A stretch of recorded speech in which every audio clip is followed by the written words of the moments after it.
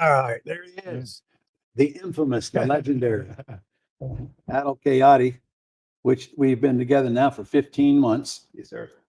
And to be honest with you, Adel does all the work. He does everything. I don't do anything except, actually, I do. I send you deals every day that come across the MLS. And then, of course, you generate leads out there and you handle all of those. So you're doing all the calling, all whatever is required to generate leads. And then you carry it right on through to visiting the house and getting a contract. I look at the contract before we get it signed. And if we're paying cash from multiple different sources, which we need to discuss, then I okay the purchase or not. So I don't do anything that causes me to leave my desk. Well, that's not true. I've been out with you on a couple of houses to meet contractors. Yeah, go out. And I'm not going to buy anything for all cash unless I go look at it or you look at it. And so you've gotten pretty good at estimating repairs.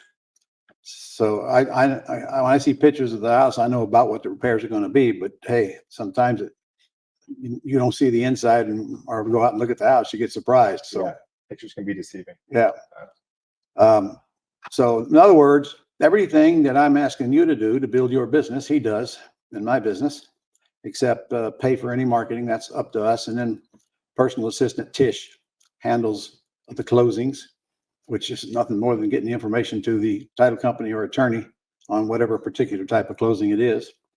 And I showed him the 5 houses that I put in my lesson. We've done others, but on those 5 houses, $147,000 on 5 simple wholesale deals, pretty good income.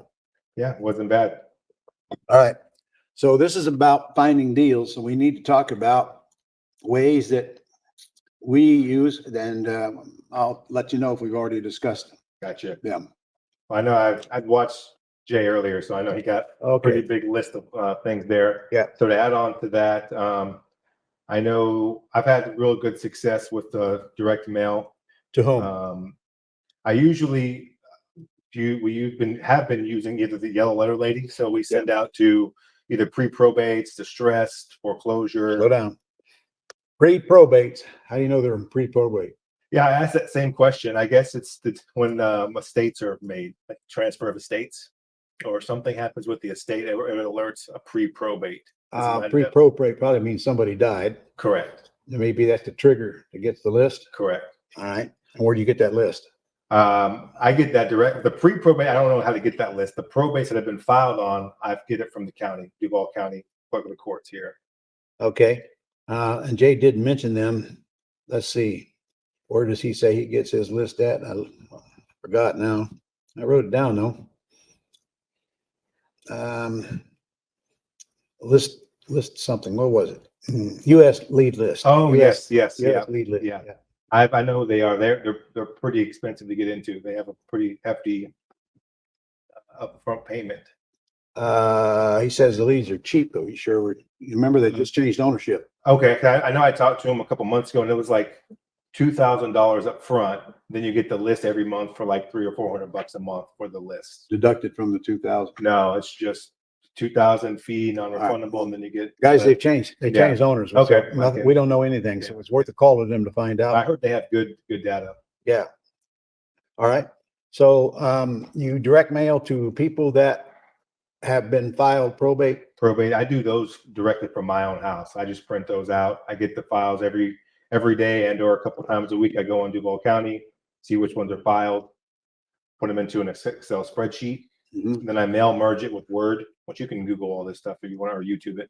And you mail merge it, and then you just print them. And I'll just handwrite the envelopes myself. Like I said, it's probably 20. Like on I don't say good week, it's bad, but on a high week, probably 30 between Duval, St. John's, and 3 counties. Yeah. And they're pretty good. I don't know what population is of those 3 counties, but it's got to be 3 million. That would be my guess. Probably close to that. All right. Yeah. So you go get them on yourself off the website, Mm-hmm. and almost all of you can do the same thing. Now you got to remember, Jake Connor lives up there in Deliverance country, so he can't go to his website and get these names. He has to physically go to the courthouse to go to a courthouse sale. All right, I think we don't. You do it all online, bid online. Yep. So you send letters to the people that are in probate, Are you sending They're postcards? heirs. They're heirs. No, I sent an actual letter. You send the yellow letter? No, just one I print off a Word document from the computer. Okay. And so it's a letter, not a postcard. Correct. But you've done both, right? I have done both. Yeah. How's the letter compare to the postcard? I get a lot better response from the letters, just like this. They're handwritten and they're stamped. I stamp them and I sign each letter. So when if they do open it, it's from a real person. So I tend to get pretty good response from that. Sending a letter to people that have filed probate. The heirs, yes. Well, okay. Yeah. The deceased didn't file Yeah, anything. yes, sir, Right? yes, sir, yeah. So, and I know that 2 or 3 of the houses, a couple of the houses I showed earlier were from that Yeah. letter. 2 of the 5 came. And you guys hear what he said now? He sits right on the computer a couple times a week and pull down all the filings and send them a letter, for crying out loud. I mean, that ain't that hard to do, and there's not that many of them. At the same time, though, I can pull down divorces. Mhm. I can pull down tax delinquent, people tax delinquent. Yep.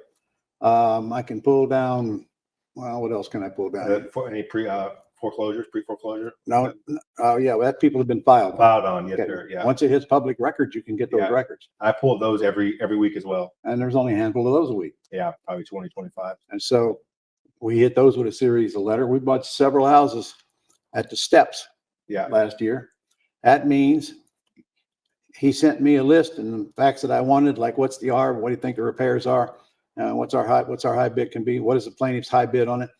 And I whacked out most of them, and some of them I said, okay, you can go up to this. He tells me what I want to go up to, and I tell him whether I agree with him or not. And I've had it both cases. You're bidding too much, or okay, I never tell you you're bidding. I never tell you you're not bidding enough, do I? Correct. Always too much. All right, so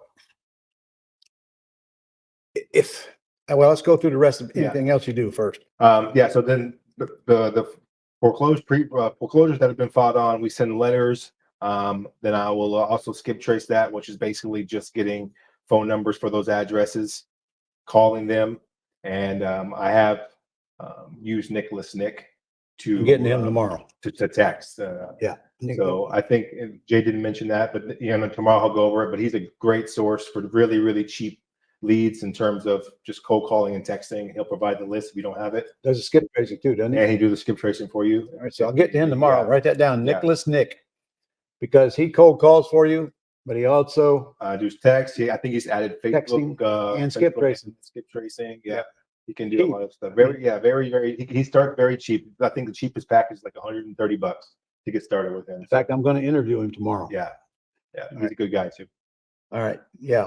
All right. So we buy foreclosures at the steps. I don't know how many we bought last year, maybe 3 or 4. I think 4 we bought, 5. One of them got taken back, but yeah. Yeah. Well, it's an interesting story. Yeah, it is. Okay. We bought a house at foreclosure steps. Then we goes out to see the lady, find out when she'd be out. So she's in the house, her family's with her, and she didn't know that she had just been foreclosed on. At least she said she didn't. Okay. And she didn't say a word to us. Not a single word. That 8 minutes before the foreclosure hammer drops, she filed bankruptcy, which stops the foreclosure, by the way. Yeah. And rather than fight it out, I just caved in, gave me my money back, and we'll go on. But man, we lost a ton of money on that house. Yeah. A ton of money on that house, because she sold it very, very shortly after that time for what, 80 grand more than we were paying for it, something like that. It was a nice house too. Yeah. But I was happy for her in one way, but that's sad for us in another way. Yeah, because she had a family that Yeah, by I felt herself, the same and way, supported yeah. family, didn't Yeah. know where she wanted to go. Yeah. Um, Tough situation. All right. So you also mail to, you told me you mail to people who have forcibly had their water shut off. Yeah, you can go to your local here in Duval County, Jacksonville. It's called JEA, but wherever yours is called, and you can go to their website, and there should be a button on there that you could submit for a public record request, and you just go on there, and I usually ask them to give me any residential address that was shut off in the month of March for non-payment. Make sure you put non-payment, because then you'll get new builds and some apartments and things, and they can give you that list, and you can mail to it, call it, text it. That's a pretty good list there, I would say. Okay. Do you mail to condemned house owners? I do get the code enforcement list also from clerk of the courts. The same spot you get your probates and your foreclosures and all that. That record will be there too. You can also make a public records request to them in your county, and they'll send you a file with any residential property that had a code enforcement. I try and narrow it down to the last 30 days because if not, the list can get kind of overwhelming. But Well, wait a minute. Don't do that, okay, because the longer it's in code enforcement, the more motivated they're going to get, because the city's on their back. I guess that's true. That is a good point. The older ones are going to be the better ones. Yeah, that's true. Then there'd be a lot of repeats. But yeah, I see what you're saying though. Yeah.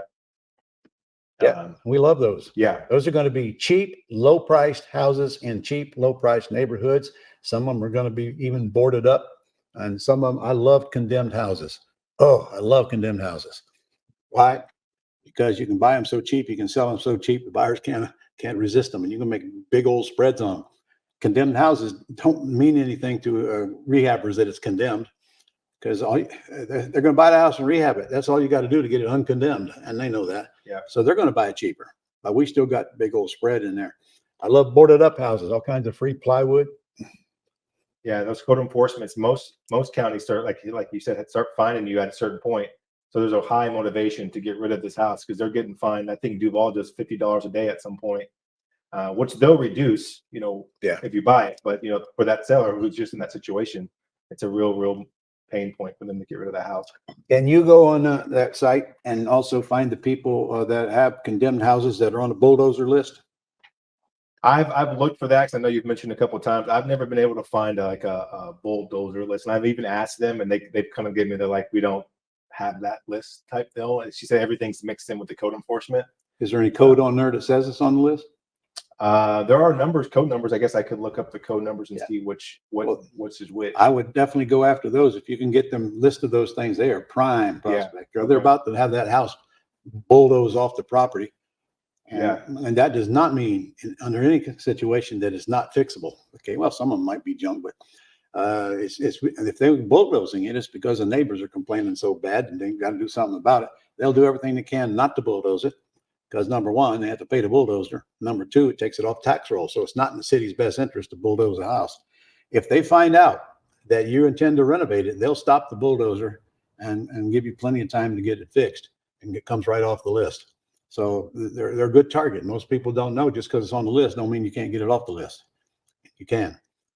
Who else do we on these low end houses? Who else do you mail to? We've sent them postcards through Jeff Charlton, the RI Complete, and he sends to they don't necessarily give you the exact list, but it's basically your standard like high equity absentee owner list. He does throw in the divorce and the bankruptcies and things like that as well. He has postcards, he has letters, he has the check letters. We're doing the check letters now, like they come in the form of a check to the house. Look like a copy of a check. Looks like a real check. And I think they put 70% of the I don't know if it's the R of what they value the house at. Check says I'll give you a blank number of dollars. So he just goes on sites and I don't know 70%. 70% of the assessed value. I told him I want him to use 100%. Yeah. I don't know if it's the assess. I think they just go off of I don't know how they get it, to be honest with you, that number. I give them a high number. That gives the seller more reason to call. Because the number means nothing anyway. When they call, they're going to say, you say you'll give me $150,000, and you're going to say, well, after I get information on the house, I'll verify what I can pay you when I know more about what I'm dealing with. Yep. The whole purpose of that's just to get them to call you. Yep. So Jeff, we've used him. We have bought some leads. I know Jay has real good success with the pay-per lead services. Yeah. I haven't really, and they're so expensive. They're here in Duval from 350 to 4 up. Most of these sites. So that's a lot of competition to swallow that, per lead. That's a lot. So I've kind of got away from using them for that reason. Mm-hmm. And to be honest with you, some of those they're like any other lead. They're hard to get on the phone. You're chasing them down. You have to go get a refund. Then you have to prove to the company that, so there's a headache with those as well, but they are, they're good leads. If they sell you a lead and it's bad number or whatever, you can get a they will get you a refund. Yeah. Well, in other words, they'll get you a refund. Most of them you pay up front, and so they'll add that back to your account. Correct. And then sometimes you pay all this money and then you get to a lead and they want retail value. They won't take terms. They're not coming down on price. And you just spent $350 on basically someone who's going to end up listing the house. I would say that's most of them, wouldn't you? Yeah, that's why I'm saying it's hard to spend that much money when a lot of the leads you're getting are just All kinds of other ways, dude. I don't want you guys to do that. yeah, I correct. don't mind you experimenting, because I'm telling you, you can't trust anything we say about what results you're going to get or anything anybody else says, because it's going to vary. It's going to vary on where you live for the most part. And I'm going to tell you what we've been told over and over. If we get out of the city of Jacksonville and get to the suburb with a smaller population, we get a lot better results. And we have proven that is true. Proven that it's true. In fact, Jay's doing the same thing. It's going outside of his main metropolitan area and going out into the smaller areas. People go to the smaller areas. They live right around the bigger area. I don't care where you're at, whether you're in Chicago or LA or San Francisco or New York City, get out of town, go out to the outside around it. And pretty soon you'll find out you don't even have to be in the same city if you don't want to. We're in a virtual world today. All right. Well, I'm trying to complete my list here. And also, you get over the door hangers. You showed them that. Oh, door hangers. Yeah. I'm actually meeting one of the guys I've been working with for a while, a couple weeks now. The other one I just kind of knew, hopefully he shows up tomorrow. I'm meeting him out on the house on the west side to put some more out tomorrow. So we'll see how those go. Oh, good. Door hangers. Okay. Yeah, because you still got 3,000 of those suckers left. Yeah, I got quite a few. I'm trying to get rid of them. Yes, Vary the neighborhood. Guys, you put out 1,000 of them, you don't get any calls, go to another neighborhood. Yeah. And, I'm telling you, the lower price they are, the better chance you got of getting calls. Don't forget to look for the vacant ugly ones while you're there. Then we can get Nicholas Nick to. Correct. There's all kinds of skip tracing companies you can use. Their pennies to skip trace. You're not hiring you're not hiring a real guy to skip trace. They do it all online now. Yeah.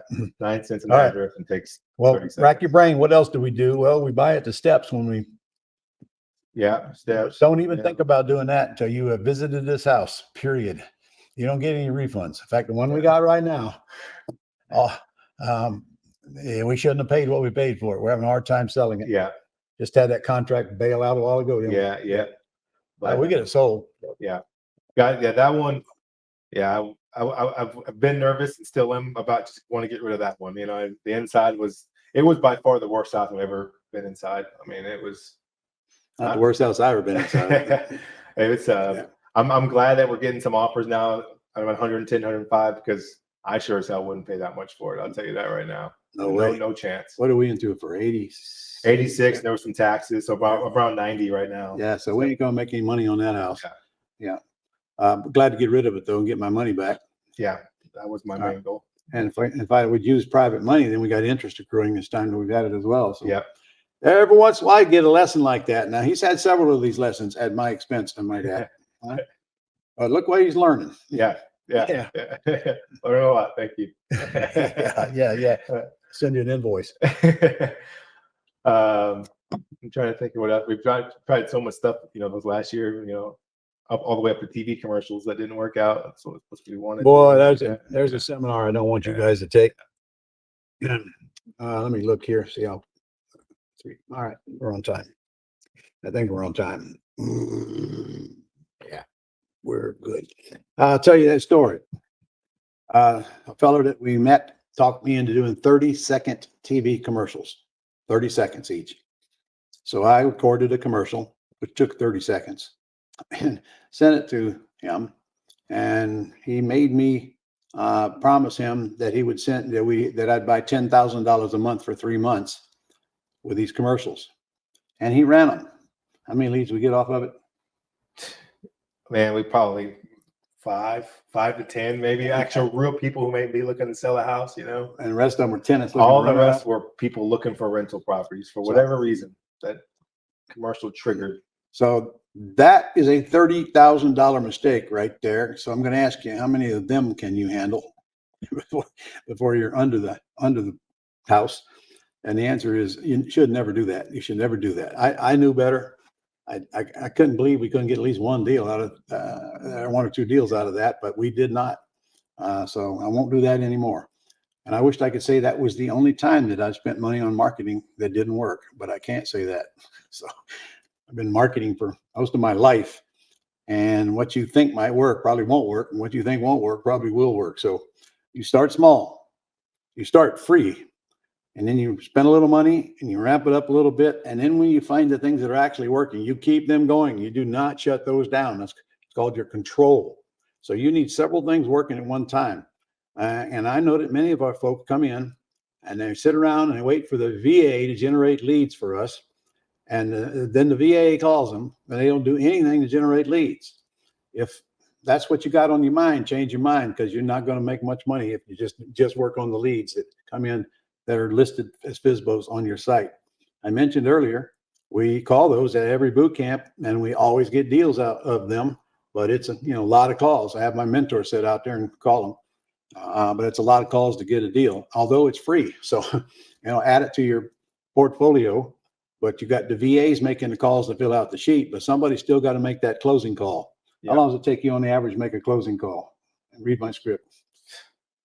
Less than 5 minutes is probably a lot. That means the conversation's going well if it gets to 5 minutes. Yeah, only 5 minutes, and you Yeah. got somebody that's interested. 2 minutes to get through it, and see if they really Cool. want to play ball or not. And if not, then Mhm. thank you very much. If they do, then we go continue. So if you want to make those calls, you can yourself.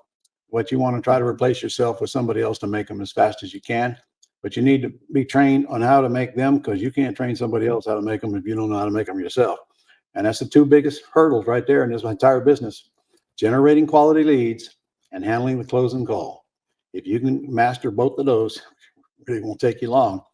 The rest of this is easy, especially wholesaling, especially selling a junker. God, Yeah. never seen an easier sale than that. Never. It's crazy. Even for, like I said, even this house, I would never pay anything near, and my phone does not stop ringing. You haven't been able to find the right buyer for it, but I'm telling you, it has not. I get 4 to 10 calls a day or Really? text. Oh, 100%. On that house? Yeah, that's why I was confident to put on MLS. I know there's a buyer out there who's going to get what we want. I know. I There's know. so much traffic on it.